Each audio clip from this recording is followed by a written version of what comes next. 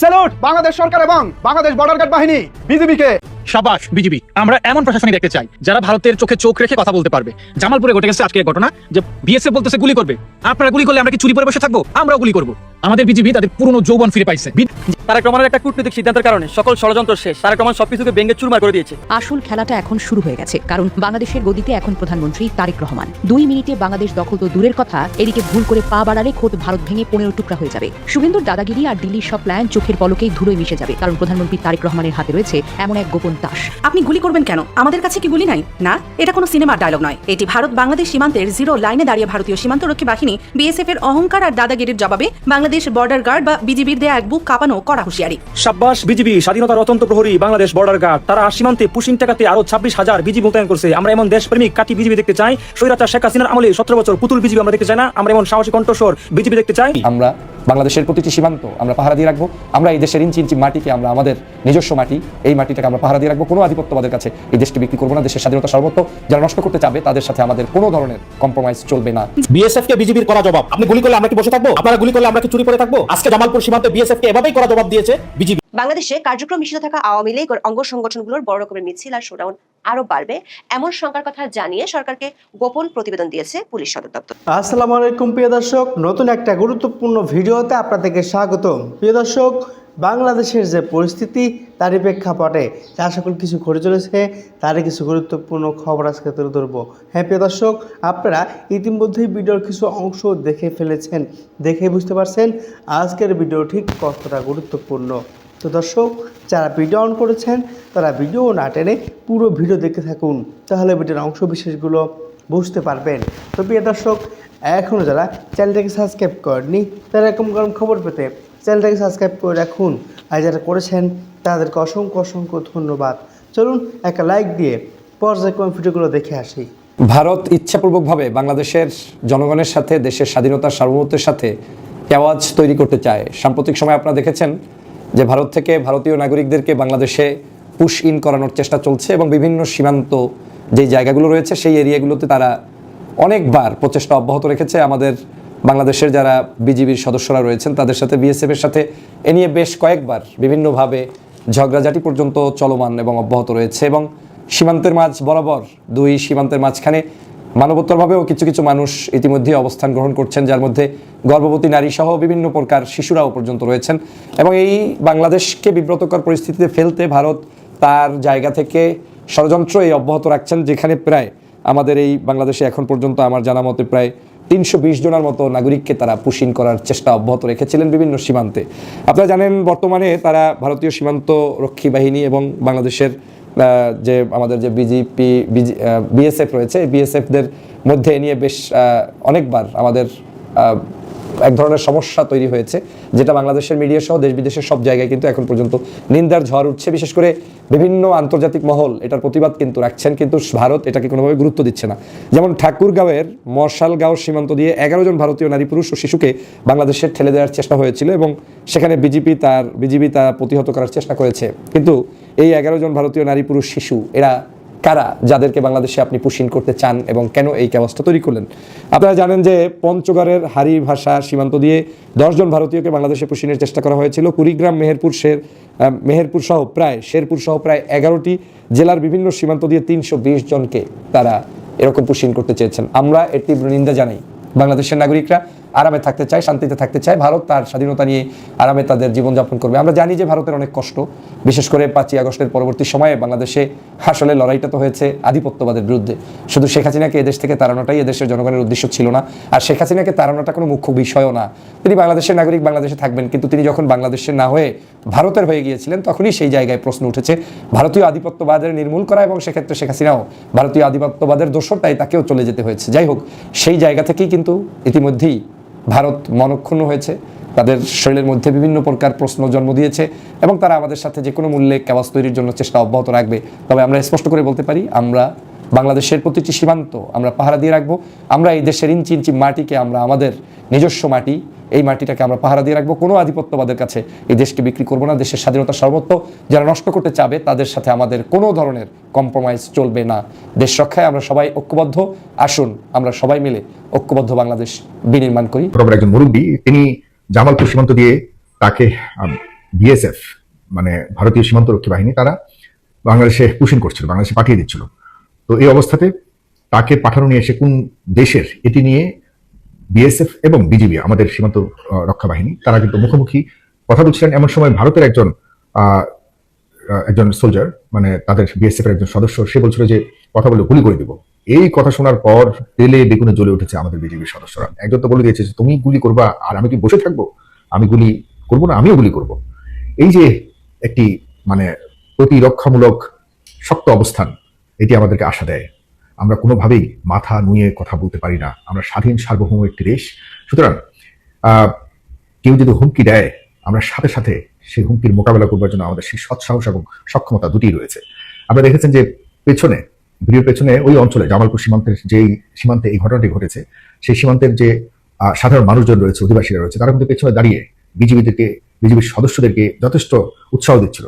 এবং যখন বিএসএফ এর সদস্যরা যখন উল্টোপাল্টা বলছিল তখন আমাদের অঞ্চলের সেখানে বসবাসকারী লোকজন কিন্তু অনেক হুঙ্কার দিয়ে উঠছিল এবং সবাই কিন্তু একযোগে কথা বলে উঠছিল এবং তাদেরকে লাল চোখ দেখিয়েছে যে কোনোভাবে এদিক সেদিক করলে আমরা ছাড় দিব না। এরপর দেখেন ঠিক এই কথা শোনার পর আস্তে আস্তে তারা হেঁটে চলে যাচ্ছে আর তাদের পেছনে পেছনে সেই মুরব্বী যিনি অবৈধভাবে যাকে পুশিং করবার চেষ্টা করেছে বাংলাদেশি বলে সেই মুরব্বীকে তারা নিয়ে যেতে বাধ্য হয়েছে এবং সেই মুরব্বী নিজ থেকেই ওদিকে চলে গেছে। কারণ ওই লোকের বাড়িতে ওদিকে, তাকে বাংলাদেশি বলে পুশিং করবার চেষ্টা করেছে এবং তার বাড়ি তো সে রেখে আসবে না স্বাভাবিকভাবেই, সে যে কারণে ওই বিএসএফ এর সদস্যদের পেছনে পেছনে সেও চলে যেতে বাধ্য হয়েছে। আর এদিকে যখন দেখছে সাধারণ মানুষের হুঙ্কার যে এদিকে আসলে খবর আছে, তবে এই অবস্থা বিরাজ করছে সীমান্তে, এটি দুই পক্ষের কারোর জন্যই ভালো কিছু নয়। তবে আমরা আমাদের বুকে আশা জাগে যে আমাদের সীমান্তরক্ষী বাহিনীর সদস্যরা কত কষ্ট করে আমাদের সীমান্তকে পাহারা দিচ্ছে এবং যে কোনো ধরনের অন্যায় অবিচারকে তারা শক্তভাবে মোকাবেলা করবার জন্য হুঙ্কার দিচ্ছে, চেষ্টা করছে। আমাদের তাদের প্রতি অবশ্যই কৃতজ্ঞতা এবং প্রশংসা করতেই হবে প্রিয় ভাইরা যারা দেখছেন। এবং আমি মনে করি আপনাদের জায়গা থেকে আপনারা অবশ্যই তাদের এই ঘটনাটার জন্য তাদের প্রতি আমাদের যথেষ্ট সম্মান প্রদর্শন করা উচিত, তাদেরকে উৎসাহ দেওয়া উচিত, তাদেরকে বোঝানো উচিত যে কোনো সংকটে যে কোনো ধরনের কি বলবো এটাকে এই ধরনের অবিচারের মোকাবেলা করতে শুধুমাত্র বিজিবি একা নয়, বাংলাদেশের সীমান্তের সাহসী মানুষ যারা ওখানে বসবাস করে তারা সবসময় সজাগ আছে এবং বাংলাদেশের মানুষও তাদের পাশে আছে। আমি অনুরোধ করবো আপনাদের কাছে আপনারা নিজেরা পারলে এরকম একটা ভিডিও করে তাদেরকে সমর্থন দিন। আদারওয়াইজ এই ভিডিওটি আপনারা শেয়ার করতে পারেন, তাহলে আমাদের বিজিবির সদস্যরা যথেষ্ট উৎসাহ বোধ করবে এবং তারা গর্ববোধ করবে আমাদেরকে নিয়ে যে আমরা যে কোনো সংকটে তাদের পাশে আছি।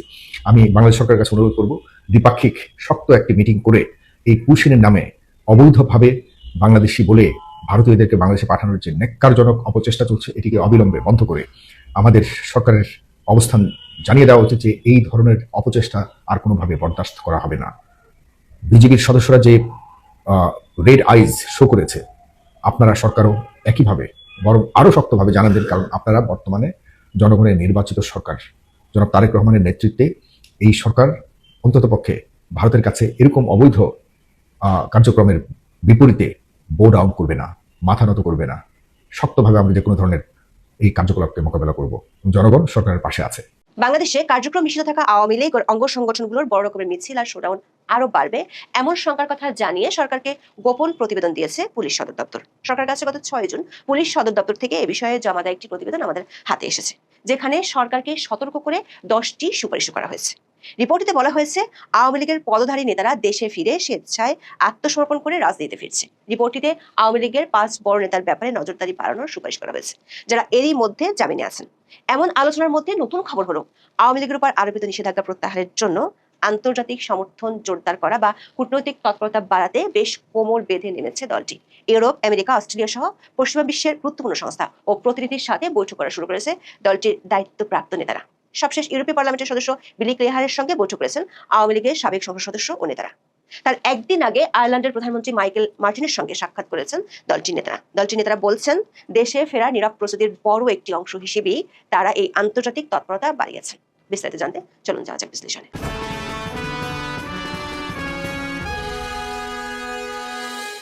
গত 19 মে ভারতের 3টি সংবাদ মাধ্যমে বাংলাদেশের সাবেক প্রধানমন্ত্রী ও আওয়ামী লীগের সভানেত্রী শেখ হাসিনার ইমেল সাক্ষাৎকার ছাপা হয়েছিল। ওই সাক্ষাৎকারগুলোতে তিনি প্রথমবারের মতো বাংলাদেশে ফিরে বিচারের মুখোমুখি হওয়ার কথা বলেন।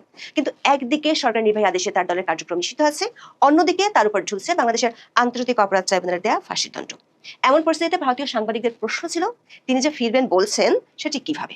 আনন্দবাজার পত্রিকাকে শেখ হাসিনা বলেছিলেন তিনি এবং তার দল আওয়ামী লীগ আরও সংগঠিত হয়ে শক্তিশালী হয়ে যে ফিরবে তার জন্য নীরবে প্রস্তুতি চলছে।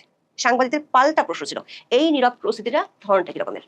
সেটা ইঙ্গিত পাওয়া যায় ওই 3টি ইমেল সাক্ষাৎকারে। মিলেনিয়াম পোস্টকে দেওয়া সাক্ষাৎকারে বলেছেন তিনি মাথা উঁচু করে ফিরবেন। দ্য হিন্দুস্তান টাইমসকে দেওয়া সাক্ষাৎকারে বলেছেন তার অনুপস্থিতির অর্থ তার নীরবতা নয়, কারণ তিনি কূটনৈতিক ও আন্তর্জাতিক পর্যায়ে মাথা উঁচু করে ফেরার জন্য কাজ করছেন। আওয়ামী লীগের একাধিক সূত্র বলছে ইতিমধ্যে বড় রকমের কূটনৈতিক তৎপরতা শুরু হয়ে গেছে। দলের কয়েকজন সিনিয়র নেতাকে এর জন্য দায়িত্ব ভাগ করে দেওয়া হয়েছে। এই দায়িত্বপ্রাপ্তদের একজন হলেন আওয়ামী লীগের সাবেক সংসদ সদস্য হাবিবে মিল্লাত। জনাব মিল্লাত 7 জুন আয়ারল্যান্ডের প্রধানমন্ত্রী মাইকেল মার্টিনের সঙ্গে সাক্ষাৎ করে বাংলাদেশের রাজনৈতিক পরিস্থিতি নিয়ে অনুযোগ ও উদ্বেগের কথা জানিয়েছেন। সূত্রগুলো বলছে ওই বৈঠকে আওয়ামী লীগের পক্ষ থেকে জানানো হয়েছে বাংলাদেশের গণতান্ত্রিক পরিবেশ সংকুচিত হয়েছে এবং আওয়ামী লীগের নেতাকর্মীদের বিরুদ্ধে রাজনৈতিক উদ্দেশ্যপ্রণোদিত মামলা দেওয়া হচ্ছে। রোববার আয়ারল্যান্ডের কর্ক সিটি কাউন্সিলে এই বৈঠক অনুষ্ঠিত হয়। টাইমস অব বাংলাদেশের খবরে বলা হয়েছে বৈঠকে বাংলাদেশের বর্তমান রাজনৈতিক, গণতান্ত্রিক ও আইন শৃঙ্খলা পরিস্থিতির বিভিন্ন দিক তুলে ধরেন হাবিবে মিল্লাত। তিনি আওয়ামী লীগের নেতাকর্মীদের বিরুদ্ধে দায়ের করা মামলাগুলো প্রত্যাহারে আন্তর্জাতিক সহযোগিতা কামনা করেন এবং দলটির উপর আরোপিত নিষেধাজ্ঞা প্রত্যাহারের বিষয়ে সমর্থন চান। একই সঙ্গে দেশে একটি অন্তর্ভুক্তিমূলক, শান্তিপূর্ণ ও গণতান্ত্রিক রাজনৈতিক পরিবেশ প্রতিষ্ঠায় আন্তর্জাতিক সম্প্রদায়ের সহযোগিতা ও সমর্থন কামনা করেন তিনি। আয়ারল্যান্ডের প্রধানমন্ত্রী মাইকেল মার্টিন বাংলাদেশের রাজনৈতিক পরিস্থিতি সম্পর্কে অবগত হয়ে বিষয়টি গুরুত্বের সঙ্গে বিবেচনার আশ্বাস দেন। তিনি পরিস্থিতির ইতিবাচক উত্তরণে গঠনমূলক সহযোগিতার কথাও জানান। 8 জন আওয়ামী লীগের সাবেক সংসদ সদস্য ও নেতারা বৈঠক করেছেন ইউরোপীয় পার্লামেন্টের সদস্য বিলি ক্লেহারের সঙ্গে। বৈঠকে তারা আওয়ামী লীগের উপর আরোপিত নিষেধাজ্ঞা প্রত্যাহার, দেশে সুষ্ঠু রাজনৈতিক ও গণতান্ত্রিক পরিবেশ পুনঃপ্রতিষ্ঠা এবং মানবাধিকার পরিস্থিতির উন্নয়নে আন্তর্জাতিক সহযোগিতা চেয়েছেন। সোমবার আয়ারল্যান্ডের কর্কে অবস্থিত ক্লেটন হোটেল সিলভার স্প্রিংসের লবিতে এই বৈঠক অনুষ্ঠিত হয়। বৈঠকে আওয়ামী লীগের উপর আরোপিত নিষেধাজ্ঞা প্রত্যাহার এবং রাজনৈতিক উদ্দেশ্য প্রণীত মামলায় গ্রেপ্তার হওয়া দলটির মন্ত্রী, সংসদ সদস্য ও নেতাকর্মীদের জামিনের বিষয়ে ইউরোপীয় পার্লামেন্টের সহযোগিতা কামনা করা হয়। আওয়ামী লীগের সূত্রগুলো বলছে হাবিবে মিল্লাত ইউরোপীয় পার্লামেন্টের সদস্য সিনথিয়া নিমুর্খ, আয়ারল্যান্ডের সংসদ সদস্য শেন মনিহান এবং Cork county councillor lord mayor Fergal জেনিহির সঙ্গেও আলাদা বৈঠক করেছেন। বৈঠকগুলোতে বাংলাদেশের বর্তমান রাজনৈতিক পরিস্থিতি, গণতান্ত্রিক চর্চা, রাজনৈতিক অধিকার এবং বিরোধী মতের উপর চাপের বিভিন্ন বিষয় তুলে ধরা হয়। সংশ্লিষ্ট ব্যক্তিরা বিষয়গুলো গুরুত্বের সঙ্গে বিবেচনা এবং প্রয়োজনীয় সহযোগিতার আশ্বাস দিয়েছেন বলে টাইমস অব বাংলাদেশের খবরে বলা হয়েছে। দলটির নেতারা বলছেন দলটির শীর্ষ কয়েকজন নেতার নেতৃত্বে আমেরিকা, অস্ট্রেলিয়া, ইংল্যান্ড, জার্মানি ও ফ্রান্স এবং কানাডার মতো শক্তিশালী পশ্চিমা দেশ এবং বিভিন্ন সংস্থার প্রধানদের সাথে এ মাসে বৈঠক অনুষ্ঠিত হবে। এদিকে বাংলাদেশের গণমাধ্যম সহ রাজনৈতিক অঙ্গনে আওয়ামী লীগ ও শেখ হাসিনা ফেরা নিয়ে আলোচনা বেশ জোরদার হচ্ছে। বিশেষ করে প্রথমে চট্টগ্রাম, পরে নোয়াখালী ও কুমিল্লাতে কার্যক্রম নিষিদ্ধ থাকা আওয়ামী লীগ ও অঙ্গ সংগঠনগুলোর বড় মিছিল ও শোডাউন ব্যাপক হারে বাড়ার পর এই আলোচনা চলছে সবখানে। পুলিশ সদর দপ্তরের পক্ষ থেকে 6 জন সরকারের শীর্ষ মহলে এ নিয়ে একটি প্রতিবেদন পাঠানো হয়েছে। প্রতিবেদনটি আমাদের হাতে এসেছে। প্রতিবেদনটিতে বলা হয়েছে আগামী 11 জুন শেখ হাসিনার কারামুক্তি দিবস। দিবসটিকে কেন্দ্র করে তারা বড় ধরনের শোডাউন করতে পারে। প্রতিবেদনটিতে পুলিশ 4টি পর্যবেক্ষণ দিয়েছে। তার মধ্যে একটি হলো সাম্প্রতিক সময়ে আওয়ামী লীগের প্রয়াত নেতা ইঞ্জিনিয়ার মোশাররফ হোসেন, তোফায়েল আহমেদ এবং একেএম রহমাতুল্লাহ জানা যায় যে জনসমাগম হয়েছে তাতে বোঝা যাচ্ছে দলটি বিপুল জনসমর্থন ফিরে পাচ্ছে এবং তারা সাংগঠনিকভাবে উজ্জীবিত হচ্ছে। আর এই উজ্জীবিত করার জন্য সবচেয়ে বেশি ভূমিকা রাখছেন দলটির সভানেত্রী নিজেই। সবশেষ পর্যবেক্ষণটি হলো দলটির নেতারা দেশে ফিরে রাজনীতিতে সক্রিয় হচ্ছেন ব্যাপকভাবে। পুলিশের রিপোর্টে বলা হয়েছে চলতি বছরের 1 জানুয়ারি থেকে 15 মে পর্যন্ত আওয়ামী লীগের পদস্থ 129 জন নেতা দেশে ফিরে স্বেচ্ছায় আত্মসমর্পণ করেছেন। তাদের অনেকের জামিন পেয়ে রাজনীতিতে সক্রিয় হয়েছেন। তো প্রিয় দর্শক, আশা করি পুরো ভিডিও দেখেছেন। দেখে হয়তো আপনার মন্তব্য থাকতে পারে। মন্তব্য থাকলে কমেন্ট বক্সে জানিয়ে দিন। দেখা হবে, কথা হবে পরবর্তী কোনো ভিডিওতে।